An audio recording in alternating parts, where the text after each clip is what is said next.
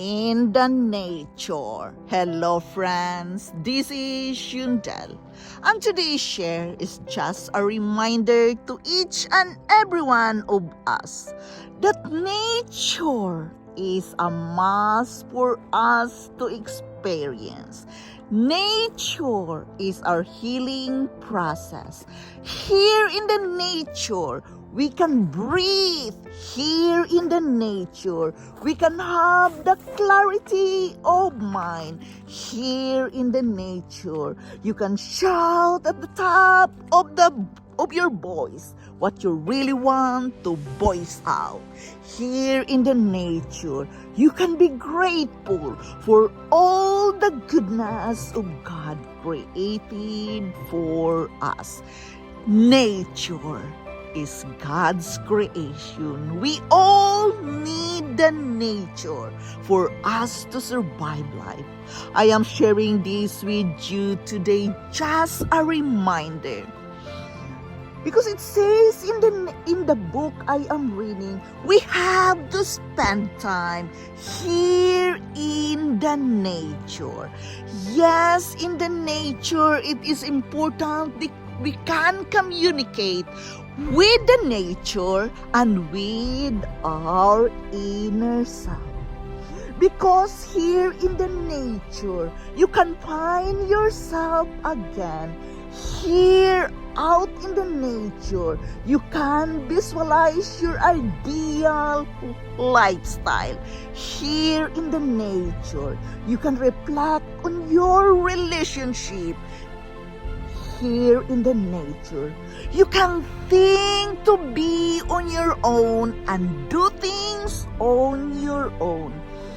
Here in the nature, you can keep yourself in silence and focus on the things you love.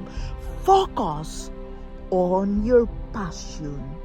Here in the nature, you can think a lot to organize yourself. Here in the nature, you have the time to unplug from the social media, to unplug from all the things you are struggling for. Here in the nature, you have the time to think, to learn different kinds of things which you want to work on with yourself.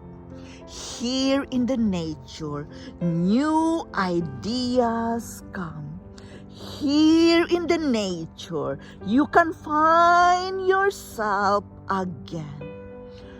We must understand that in this life journey, we all can experience life challenges, major changes such as new job, moving, or the end of a relationship can shake up our sense of self and leave us feeling lost. But here in the nature, you can work out with yourself when you are feeling lost. You can work out with your trauma when you are here in the nature. Here in the nature, you can breathe well. Therefore, the book says nature is a healer for us. Here in the nature, you can meditate and pray. Here in the nature, you can rekindle yourself. Here in the nature, you can be in silence with yourself. Forgive yourself for everything. Here in the nature, you can breathe and live at the moment. I am sharing this with you as a reminder that we all need nature for our good health, mentally and physically. We need to be quiet here in the nature. We all need that for us to think clearly, for us to be good and love ourselves. Here in the nature, we can find ourselves again, find what we are, passionate about. Here in the nature, you can come up with new ideas. Really, enjoy, embrace the nature that surround you.